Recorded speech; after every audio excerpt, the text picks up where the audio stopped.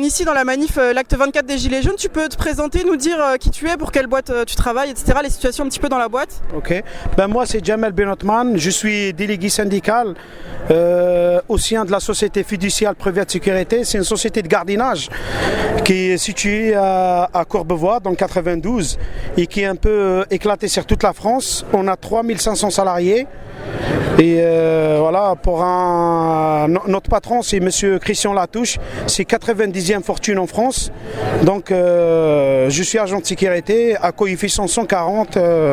C'est quoi la situation un petit peu aujourd'hui? Pourquoi vous êtes mobilisés? Il y a eu plusieurs rassemblements, plusieurs journées, de débrayage même. Oui, il y avait plusieurs rassemblements, il y aura toujours des rassemblements et des débrayages.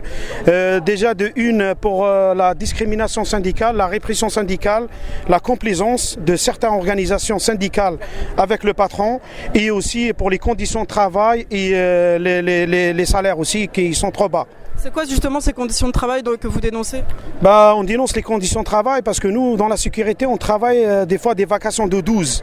Ça veut dire de 7-19 ou bien de 19 à 7 ou bien de 8h à 20h, 20h à 8h du matin. Donc des fois, les salariés ils travaillent debout dans des PC qui sont des conditions ils sont déplorables.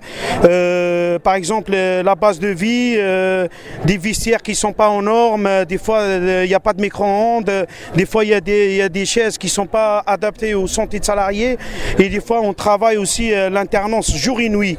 Voilà, donc c'est un peu pénible pour les agents de sécurité. Avec des emplois du temps qui sont fixes ou pas du tout?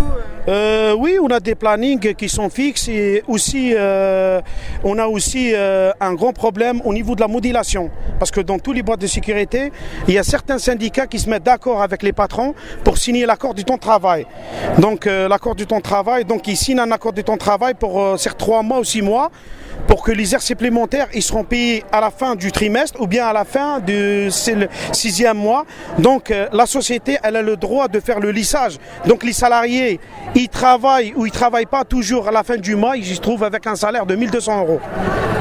Ok, donc du coup après les conséquences pour la vie de famille, etc. C'est des salaires très bas, travailler la nuit en journée, enfin c'est compliqué aussi de ce côté-là.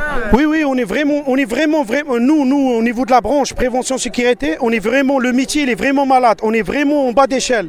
Même le ménage il est mieux que nous. Donc par exemple récemment ils ont signé une augmentation de 1,2 les syndicats, alors que nous la CGT on n'a pas signé ça et donc je trouve dommage que avec toutes les conditions de travail, avec tout qu'on donne les agents de sécurité, parce que n'oubliez pas maintenant que nous les agents de sécurité, on est toujours en avant. On est toujours en avant, soit dans les manifs, soit dans les conflits. Ils nous utilisent à la place des forces de l'ordre. Et bientôt, ils vont armer les agents de sécurité. Donc si c'est armer les agents de sécurité pour des 1200 € pour des salaires qui sont trop bas et tout, je trouve que c'est inadmissible. Donc aujourd'hui, on est là, nous, on dénonce, on est là pour montrer aussi notre mécontentement, tu vois, à les patronats et pour aussi faire